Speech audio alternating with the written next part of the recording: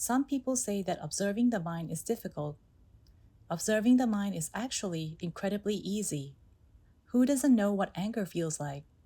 Is there anyone here who has never been angry? Is there anyone here who has never felt greedy? We know what greed feels like, and we know what anger feels like. Do you know what it's like when the mind starts to wander? When the mind is distracted, you can recognize it, right? Do you know when you're frustrated, down, envious, afraid, or worried? We experience these things all the time and are familiar with them. Our job is simply to be aware of these phenomena. What are you feeling right now? What's arising in your mind? Maybe you're bored, thinking, what is Luangpu Pramote talking about? That's boredom. Just recognize it as boredom. It's rare to find someone bored while listening to me. Truly rare. Did you notice when you laughed? Just a moment ago? You laughed, and the mind felt lighter, didn't it? But then you forgot yourself again. Our task is to stay mindful, to observe the feelings as they constantly change. This is how I train myself. Luangpu told me to observe the mind, so I kept observing, sometimes happy, sometimes suffering, sometimes good, sometimes bad. Just keep observing. 7 days, 7 months, 7 years. Keep observing. Observing the mind. Who says it's difficult? Observing the mind involves becoming aware of it through feelings. We do not use our physical eyes to see the mind. Instead, we rely on our feelings, perceiving the mind by observing the feelings that arise. What do you feel? For more easily noticed feelings, when the mind is greedy, simply recognize the greed. Do you know what greed feels like? When you're greedy, when you want to have something, to be something, or to achieve something, the mind is filled with greed. Learn to recognize this phenomena. For example, this is what greed feels like. This is what desire feels like. Greed and desire belong to the same defilement family. What about anger? Can you recognize anger? See, it's not difficult. When the phenomenon of anger exists, it is the feeling of being angry. If the anger is mild, it's just some irritation simmering in your mind. If the anger is intense, it surges straight to your head. That is strong anger. Practice recognizing the phenomena. Observing the mind. How hard can it be? How hard can observing the mind be? Do you know what happiness feels like? Can you recognize happiness? When happiness arises and is present, simply know that it's there. That's all there is to it. How hard can it be? When happiness disappears, simply know that it's gone. When suffering arises, know that it has arisen. When suffering disappears, know that it has disappeared. It's just that simple. When greed, anger, or delusion arises, be mindful of it.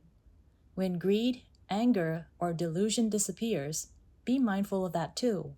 That's all there is to it. Observing the mind is not a mysterious practice. It aligns perfectly with what the Buddha taught in the foundation of mindfulness, specifically in the contemplation of the mind. The Buddha said, "Monks, when the mind has desire, know that it has desire. See? It's easy. There's no need for elaborations. It's that simple. When the mind has desire, know so. When it does not have desire, know that it does not. Monks, when the mind has anger, know that it has anger. When the mind is free from anger, know that it is free of anger. Monks, when the mind has delusion, that is, when the mind is absent, know that it has delusion. When the mind is free of delusion, know that it is free of delusion. Monks, when the mind is restless, know that it is restless. When the mind is depressed, know that it is depressed.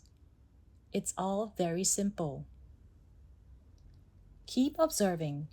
Just continue to observe your mind. Don't over-focus on it. Don't fixate on the mind. The key to observing the mind is this: don't over-focus on it, and don't wait around for something to observe. Let the feeling arise first, then recognize that it has arisen. Don't be vigilant. If you wait and watch, it turns into fixation.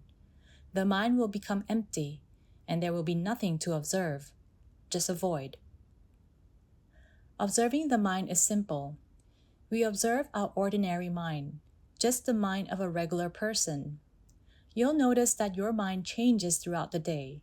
Sometimes it's happy, sometimes it's suffering, sometimes it's good, and sometimes it's bad. Why does the mind change? It's because of contact with sense objects.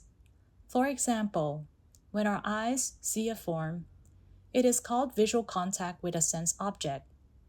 If the eye sees a form that pleases us, the mind becomes happy. When the mind becomes happy, satisfaction arises and desire slips in. But when the eyes see a form that displeases us, suffering arises. Anger then slips in, sneaking its way into the mind. The same happens when the ears hear a sound that pleases us. Sometimes the pleasing sound doesn't even have to be beautiful. Take, for example, someone's voice. The voice may not sound pleasant at all, but because we are thinking about that person, we feel happy when we hear it.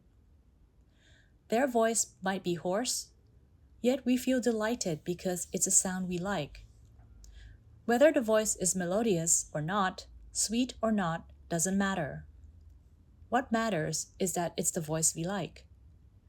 When there's contact with a sound we like, happiness arises in the mind, and we become aware of that happiness. When happiness arises, satisfaction with the sound follows. That is called desire. Recognize that desire has arisen. That is the practice. It's as simple as that.